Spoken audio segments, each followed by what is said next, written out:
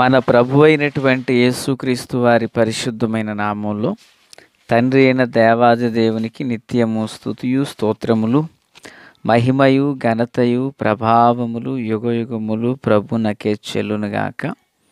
ఆత్మీయులారా, బాగున్నారు కదూ?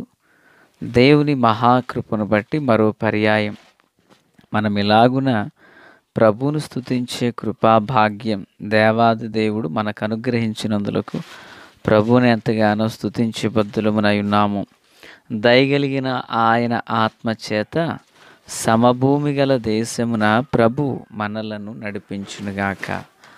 ఆమేన్. నేటి దిన వాక్య ధ్యానము కొరకైన భాగము నిర్గమాకాండం 5వ అధ్యాయం 8-9 వచనములు. అయినను వారు ఇది వరకు చేసిన ఇటుకల లెక్కనే వారి మీద మోపవలెను, దానిలో ఏమాత్రమును తక్కువ చేయవద్దు. వారు సోమరులు గనుక మేము వెళ్ళి మా దేవునికి బలి నర్పించుటకు సెలవిమ్మని మొర్రపెట్టుచున్నారు. ప్రార్థన. మహాపరిశుద్ధుడా దేవా, స్తోత్రాలు. చదవబడి ఉన్న వాక్యము మీది వినుచున్న వారందరూ మీ వారు, మీ దాసుడనైన నన్ను పూర్ణముగా మరుగు చేసి దైవస్వరమును వినిపింపచేయండి. రాకడ కొరకు, రాజ్యం కొరకు సిద్ధం చేయండి. మీ నీతి మా హృదయాలలో ఉంచండి. మహిమ పొందండి. యేసునామమున ఆమేన్. ఆత్మీయులారా, బాగున్నారా? ఈరోజు మనం నేర్చుకొనుచున్న వాక్యపు అంశం ఇశ్రాయేలు వారు సోమరులా? ప్రశ్న. ఇశ్రాయేలు అనగానే మనకొక మాట గుర్తొస్తుంది. వారు దేవునితోనూ మనుషులతోనూ పోరాడి గెలిచిన వారు అని. ఆత్మీయులారా, దేవునితోనూ మనుషులతోనూ పోరాడి గెలిచిన వీరు ఐగుప్తు దేశంలో బానిసలుగా ఉన్నారు. ఫరో వీరిపై ఆధిపత్యం చేస్తూ ఉన్నాడు. ఫరో ఆధ్యాత్మికంగా మనం ఆలోచన చేస్తే అతడు ఒక సాతాను అని మనం చెప్పొచ్చు. వారిని బంధిస్తున్నాడు, వారిని చాలా హింస పెడుతున్నాడు. మోషే వచ్చి ఎప్పుడైతే వారిని తీసుకెళ్తాము అని చెప్పాడో, వారి మీద కఠినంగా పని చేయించుట కొరకు వెట్టి పని చేయు వారులను అధికారులుగా నియమించాడు. చూడండి, సామెతల గ్రంథం 12వ అధ్యాయం 24వ వచనంలో, శ్రద్ధగా పనిచేయు వారు ఏలుబడి చేయుదురు, సోమరులు వెట్టి పనులు చేయవలసి వచ్చును అంటాడు జ్ఞాని అయిన సొలొమోను. అయితే నిజానికి ఇశ్రాయేలీలు సోమరుల అంటే కానే కాదు. ఇశ్రాయేలీలు ఎవరు? వారు దేవునితోనూ మనుషులతోనూ పోరాడి గెలిచిన వారు. నేనైనా మీరైనా మనం అవునన్నా కాదన్నా ఇది వాస్తవిక సత్యం. ప్రభు చెప్పారు, ఇది ప్రభు చెప్పిన మాట. ఇది ఇశ్రాయేలీలు దేవునితోనూ మనుష్యులతోనూ పోరాడి గెలిచిన వారు. అయితే ఇలాగున పోరాడి గెలిచిన వారు వాగ్దాన దేశానికి వెళతాము అని అంటుంటే, ఫరో అంటున్నాడు వీరు సోమరులు, వీరు సోమరులు అంటున్నాడు. ఇక్కడ మాత్రమే కాదు, 5వ అధ్యాయం 17వ వచనం, అందుకతడు మీరు సోమరులు, మీరు సోమరులు, అందుచేత మేము వెళ్ళి యెహోవాకు బలి నర్పించుటకు సెలవిమ్మని మీరు అడుగుచున్నారు అంటాడు. ఆ మధ్యకాలంలో నేను మాట విన్నాను. బ్రతకలేక బడిపంతులట, 10th ఫెయిల్ అయినోడు సేవకుడట. ఏదో నానుడి మాట ఏదో చెప్తే విన్నాను. అంటే ఫరో యొక్క ఆలోచన ఏంటంటే, దేవునికి బలి అర్పణ చేయడానికి వీరు వెళుతున్నారంటే వీళ్ళు సోమరులు అంటాడు ఆయన. వీళ్ళు సోమరులు అంటున్నాడు. ప్రియులారా చూడండి, కొన్నిసార్లు మన ఆత్మీయ జీవితంలో కూడా మనం ఎప్పుడైతే ఒక అడుగు ముందుకు వేసి అభివృద్ధి పదంలో ముందుకు సాగాలని మనం వాంఛతో ముందుకు సాగుతామో, సాతానుడు మన ఆత్మీయతనే కాదు, మన గమ్యాన్ని, మన గురిని మరుగు చేయుటకు గాను మన మీద వాడు బురద చల్లేటువంటి ప్రయత్నం చేస్తూ ఉంటాడు. నిజానికి ఇశ్రాయేలు సోమరులా కాదు కదా. చూడండి, ఆనాడు ఒక వ్యక్తి మేకను తీసుకువెళుతున్నప్పుడు ముగ్గురు దొంగలు కలిసి ప్లాన్ వేసి కుక్కను తీసుకెళ్తున్నావేంటి అన్నారట. ఒకడి తర్వాత ఒకడు అలాగ మాట్లాడితే నిజంగా ఇదే కాబోలనుకుని చెప్పి అతడు విడిచిపెట్టేశాడు.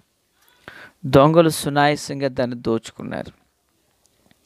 ప్రియులారా, అయితే ఇప్పుడు ఫరో వారిని ఏమంటున్నాడు?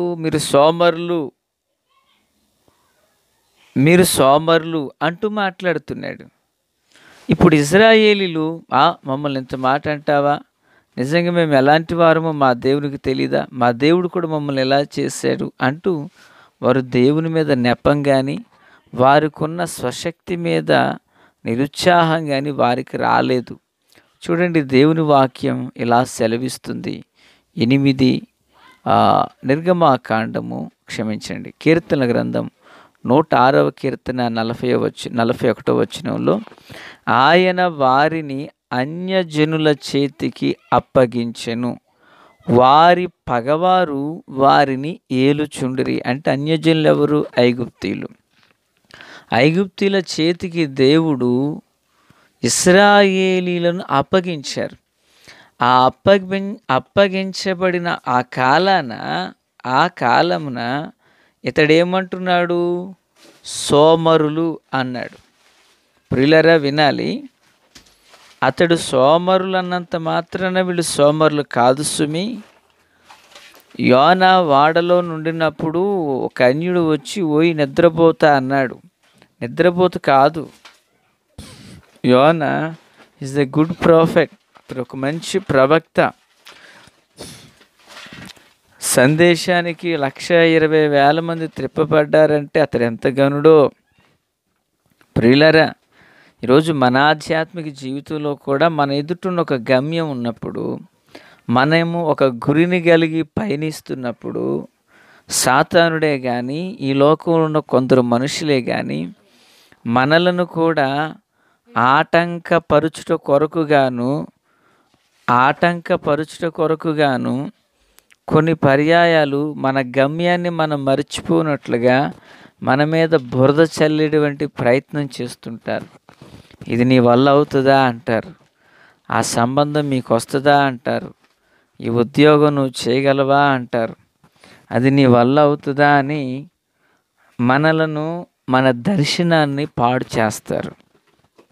మన తీర్మానాన్ని వారు ఎరగరు. దేవుని యొక్క ప్రణాళికను మనము మరుచున్నట్లుగా వారు మనల్ని రేపుతారు. ఆత్మీయులారా, ఒక విషయం గుర్తుపెట్టుకుందాం. యోసేపు చెరలో నున్నవాడు, గోతులో పడినవాడు, బానిస అయినవాడు తన గమ్యమేంటో మర్చిపోలేదు.